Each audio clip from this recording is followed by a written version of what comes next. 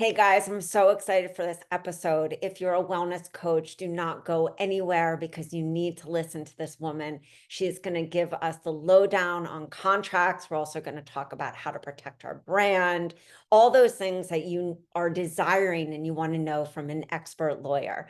So today I'm having Maria Ollis on. She's going to tell you a little about herself. Can you just tell everyone a little about you before we dive into this exciting episode? Sure. I'm an internet and IP lawyer, IP meaning your copyright and trademark, and I'm based in Nashville, Tennessee. I've been here for 12 years, and I I help coaches and thought leaders to protect their creative content, their branding, their relationships, business relationships, and make sure they're doing business legally online. Which I think as wellness coaches, especially, we really need to make sure that we're doing this because if not, we have so many. When I think about wellness coaching, we're telling somebody, oh, eat this, don't eat this, and we really have to be careful.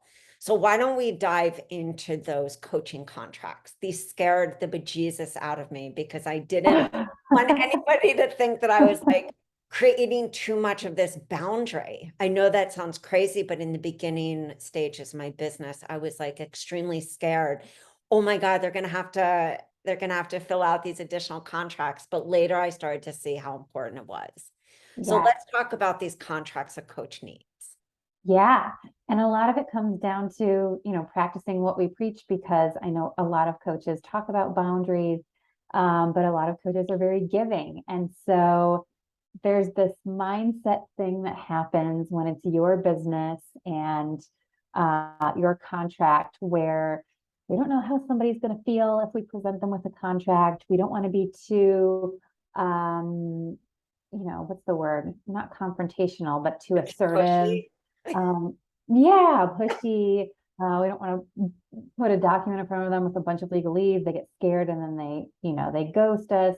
So there's a lot of emotions and mindset issues when it comes to contracts.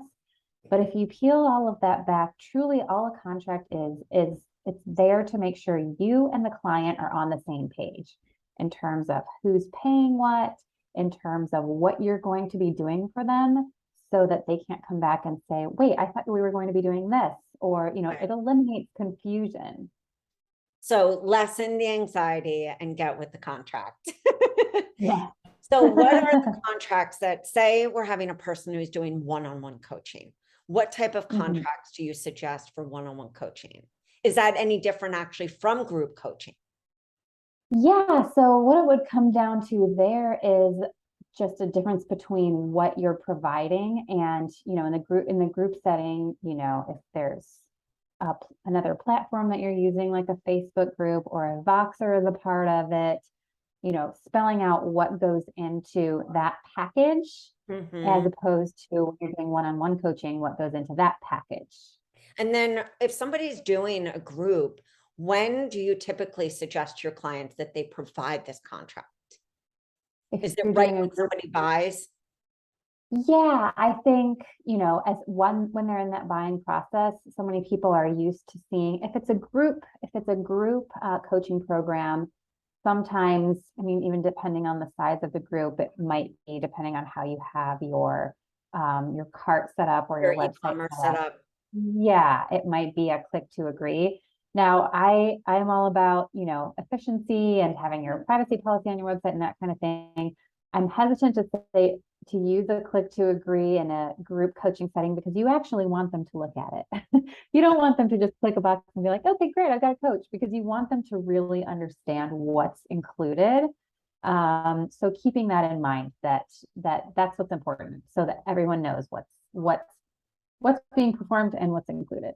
So you would say for somebody to buy and then maybe individually send them the contract, Yeah, that's probably a best practice. make it the easiest. And Hmm. then if you're doing one-on-one, I assume that you're just including that in your package Yeah. and working with somebody too. Can you put them into any of these kind of third-party platforms to make it easier? Can you put Yeah. coaching agreements into that to automate? Yeah, for sure.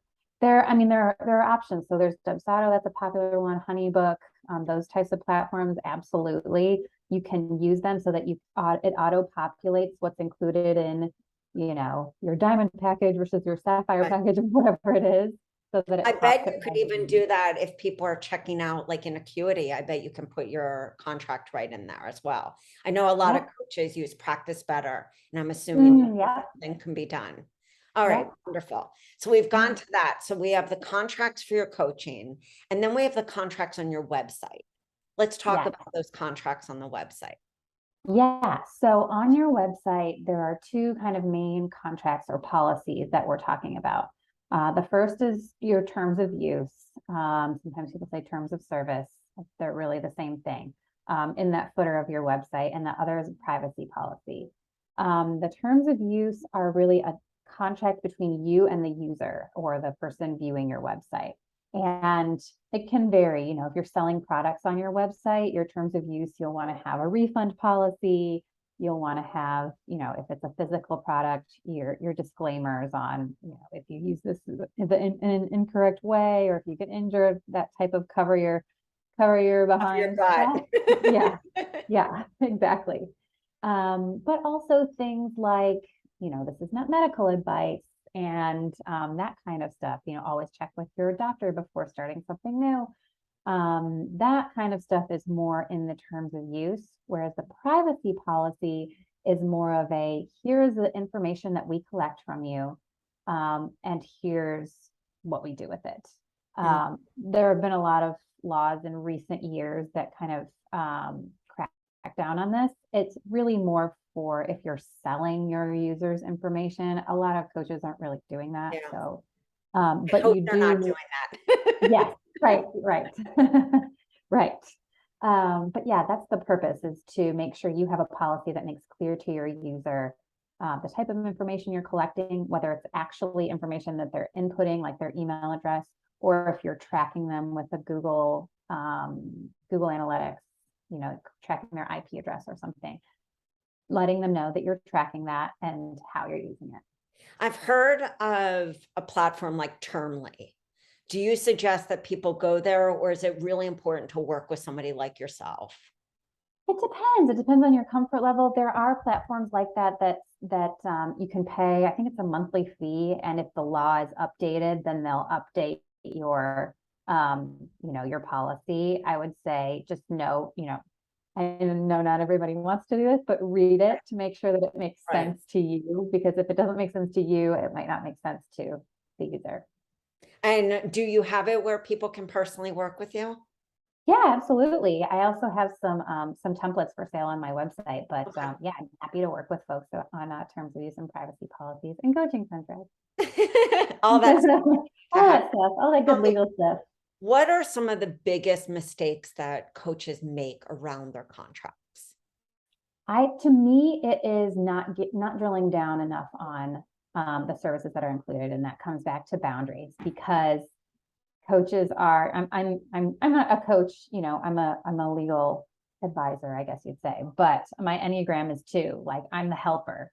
And so many coaches are that same way. That's why you're in this industry, is to help. And so some have the tendency of like over delivering, Right. That or was yeah, yeah. Or if the client, if there's a misunderstanding and the client says, I thought you were going to do this, then you say, okay, let's just do it. Making sure to guard your time in terms of what's included, and then also having a clear cancellation policy, Mm, or rescheduling policy, because again, there's only 24 hours in a day, there's only 31 days in a month.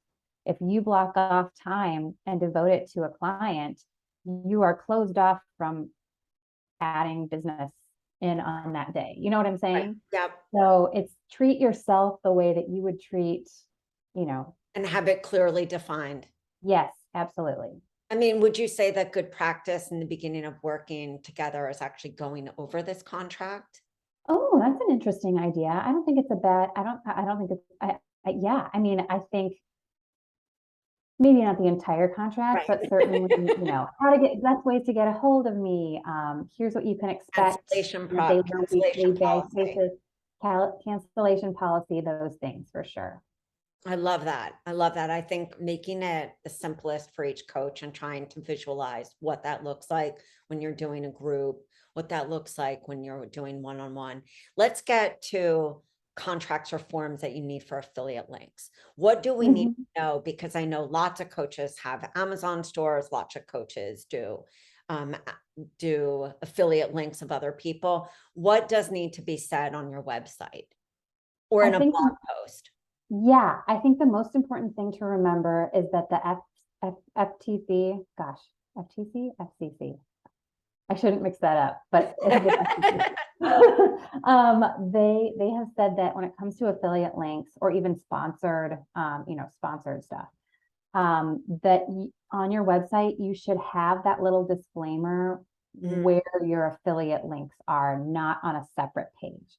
okay. So instead of see my affiliate link policy here and having a hyperlink, if you have, supplements or whatever it is, like a section on your website where you've got your links there, put that disclaimer right there. And you don't have to say how much you're being paid. You can wordsmith it so that it Right. sounds, we only, I only recommend products that I've used myself, or I've only, saying the right warm things that you need to say that are kind of on brand with you, but making it clear that these are affiliate links, these help to support my business, whatever it is. I love that. I love that. So let's turn this conversation in a different way. We talked about securing with contracts and forms and policies.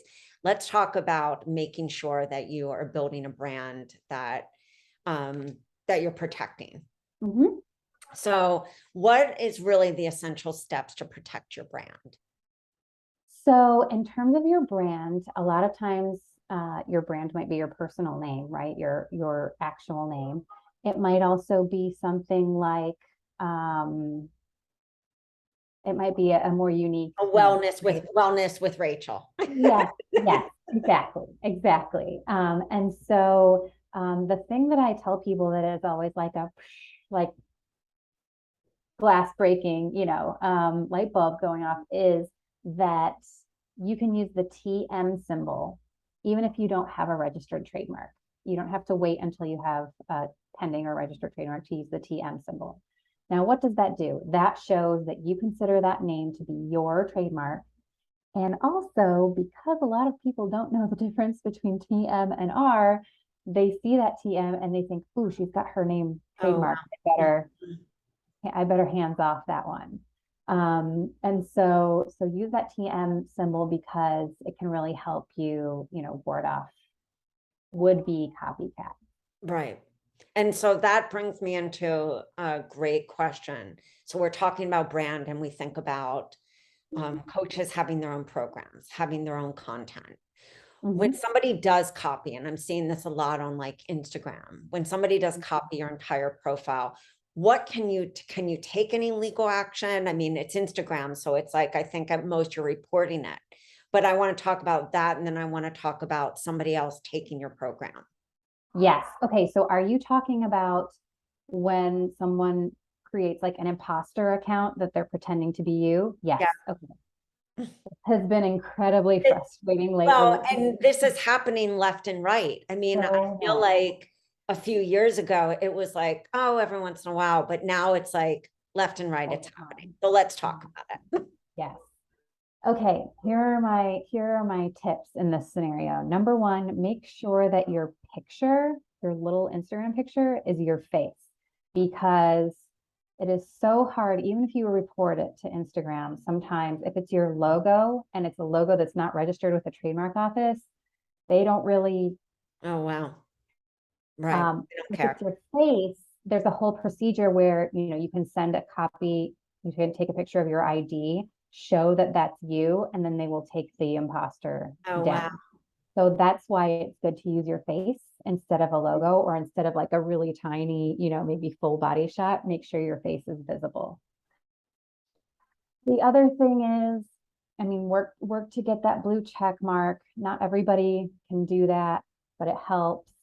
And then, encourage people to sign up for your email list because your email list is yours. Your You're followers are not necessarily yeah. yours. So push that email list every once in a while, and, knock on wood, if it happens, start notifying friends, start notifying, off of Instagram so that nobody gets confused. Start notifying people that, hey, there's this person out there. Can you submit a takedown or a notification to Instagram?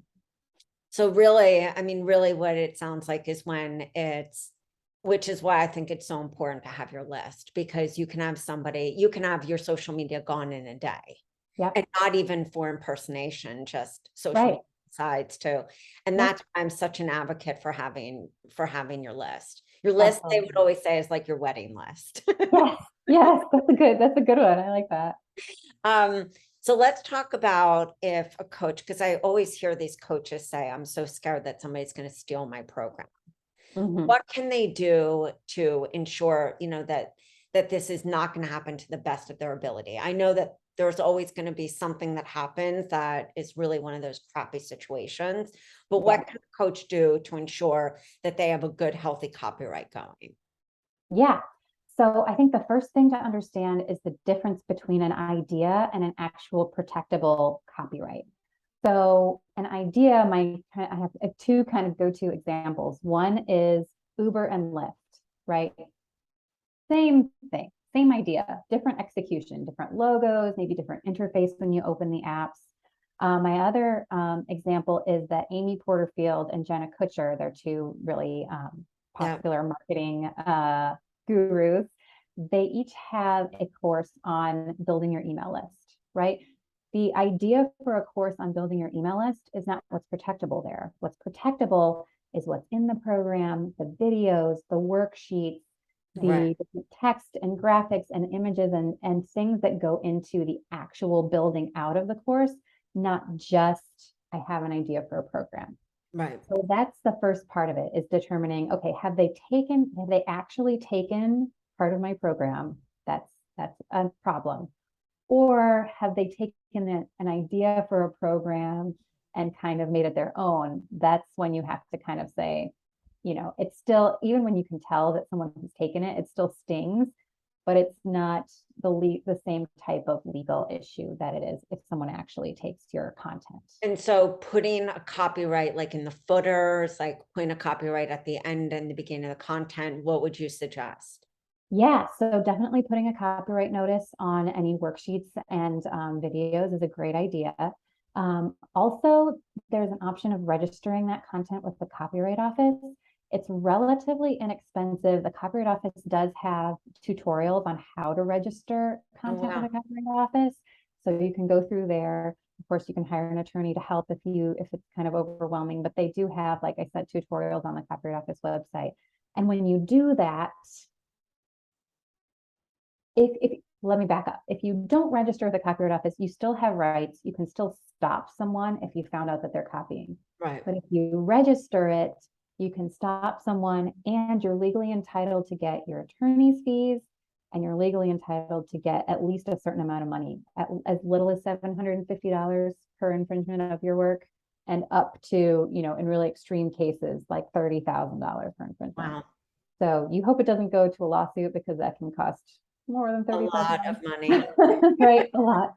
But it's good to have that in your back pocket, because if you have to send a cease and desist letter to someone, you've got that registered copyright, and they see that you've got that registered copyright, then it's like, ooh, I don't want to be on the hook for, a lawsuit and attorney's fees and all of this money.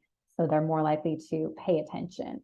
Right. Oh, I love that. I think that's such an interesting, and I think that part does sting, but I love that example that you brought up of Jenna Kutcher and Amy Porterfield. They're both powerhouses, and I don't look at them in any competition because they're so uniquely different. Yep.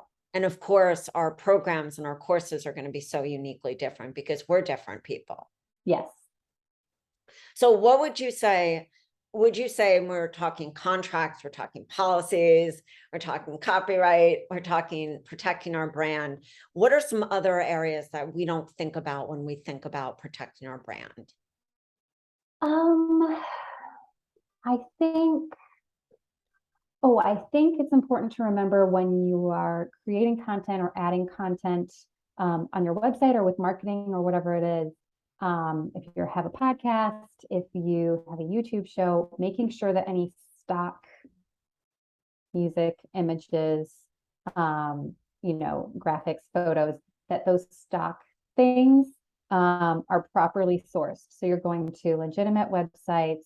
There are free websites. Unsplash is a great example of Yep. royalty-free images, but making sure that you are not just Googling royalty-free images and taking images Right. down from Google image search or from Pinterest. I've had people say, oh, I got this off of Pinterest. Pinterest is not does No, not I mean mean, I for remember all. when learning that lesson because I think they were cracking down on so many people doing it. And you even would say source information, but that's if you can even find that source. Yeah. I know that coaches were just pulling down stuff. I know that I was doing it at one time because I didn't think that it was wrong until somebody was like, you're going to get yourself in trouble. Do not even do this. Yeah. Yes. So is there anything else that I'm missing as far as protecting our business? I think we've gone through it. We've gone through name, we've gone through creative content, we've gone through website policies and using content online. We talked about affiliates and disclaimers and sponsored posts. Yeah, we've talked about a lot. Tell me before we even wrap this up. I know that we were before we started recording talking about just how we both like really align with that energetic sphere. Tell me tell me your suggestions for that coach that is scared to bring that contract, out because they may lose. What energetic component is there in the beauty? I know you said it's a beautiful contract to not lose relationships, Yep. but how do you look at contracts? I mean, you have to get into that abundance mentality, right? And not scarcity. And that if you hand someone something, then you're going to lose them. And so better to, essentially what you're saying by doing that is, making sure that I'm protected and I'm covered. That's less important than getting this client because there might not be other clients. And I've been there. I've been in business 7 years, and at the beginning, it's like you want the clients. You don't want to give them It's away. so You just want scary. them. Yeah, It is so scary. I but think nobody talks about it. I mean, that's why I was like, let me ask this question because we've talked about all these amazing policies and contracts, but you have to feel confident to do it and when to deliver them. yep, yep, yep. And so just knowing that again, that contract mindset, it's just to make sure that you and your client understand what the expectations are of this relationship. That's it. And so we can't preach, boundaries and abundance and, wellness to our clients if we're not setting an example and practicing those things ourselves. I love that. The contract's your boundary. Yeah. Yeah. It's your beautiful boundary for your It's a business. loving boundary. Well, can you tell everyone where they can find you? Yes, absolutely. I'm on Instagram mostly at Spear IP Law. And my website is Spear, SPEAR IP, that's P as in Peter.com. Awesome. Thank you so much, guys. Make sure that you go, you listen back to this episode. There's a lot of things that we talked about that are really necessary for you to have a thriving business and one that you don't have to be scared that you're going to lose it all. That's why we talked about brand. We talked about contracts. We talked about forms. We even talked about affiliate links. So make sure that you go and listen, follow Maria. And if you have any questions about her work, of course, contact her. All right, guys, we'll see you on the next episode. Maria, thank you so much. Thank you so much. Bye, guys.